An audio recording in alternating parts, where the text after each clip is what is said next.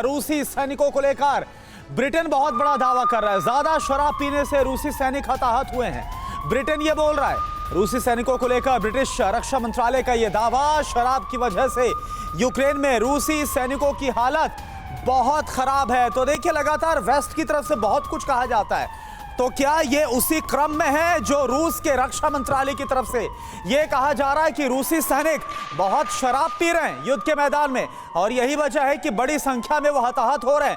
आखिर इस दावे में, इस बयान में दम कितना है, इसको समझने की कोशिश करते हैं। लेकिन पहले ये समझ लेते हैं कि किस तरह से शराब को लेकर यह दावा किया गया। युद्ध नहीं, शराब ने काम बिगाड़ दिया रूसी सैनिकों का। यूक्रेन में रूसी सैनिकों को लेकर ब्रिटिश रक्षा मंत्रालय की तरफ से बड़ा दावा क्या किया जा रहा है, ये देखिए। यूक्रेन में मौजूद रूसी सैनिक ज्यादा शराब पीते हैं, इसलिए वो हताहत हो रहे हैं। ज्यादा शराब पीने की वजह से रूसी सैनिकों की इतनी ज्यादा हालत खराब वॉर जोन में हो गई है। शराब के अत्यधिक सेवन से रूसी सैनिक हताहत हो रहे हैं, यह दावा ब्रिटेन का रक्षा मंत्रालय कर रहा है। युद्ध में करीब 2 लाख रूसी सैनिक हताहत हुए हैं, और इसके पीछे की वजह गोला बारूद का बरसना नहीं है, बल्कि शराब पीना है। रूस के खराब हथियार भी हताहत होने की एक वजह है, यह भी बताया जा रहा है। यानी आप देखें किस तरह से इस पूरी स्टोरी को बिल्डअप करने की जो कोशिश, अब ये वाकई बिल्डअप हो रहा है या ये रियलिटी है, यह हम समझते हैं।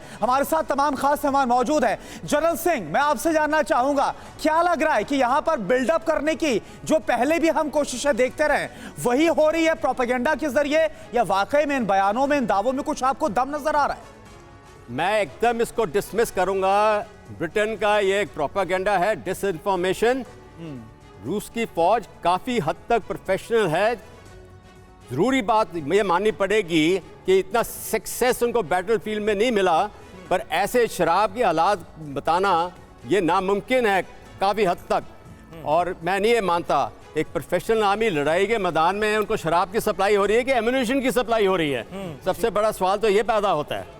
तो इसको तो हमें डिसमिस करना चाहिए। और रूस अभी क्योंकि एक ऐसे पॉइंट पे आया हुआ है कि बाखमुत अगर गिर गया तो यूक्रेन काफी टूटेगा, और इसीलिए वो ऐसे डिसइंफॉर्मेशन। लेकिन जब इतनी लंबी कोई जंग खिंचती है, चलती है, तो एक तरह का फ्रस्ट्रेशन आता है क्या सैनिकों में? फ्रस्ट्रेशन तो जरूर है। फटीग एक बहुत इंपॉर्टेंट एलिमेंट है। रेस्ट एंड रिलीफ फौज के लिए बहुत जरूरी है। रिप्लेनिशमेंट बहुत जरूरी है। ठीक है, बिल्कुल सिंह साहब।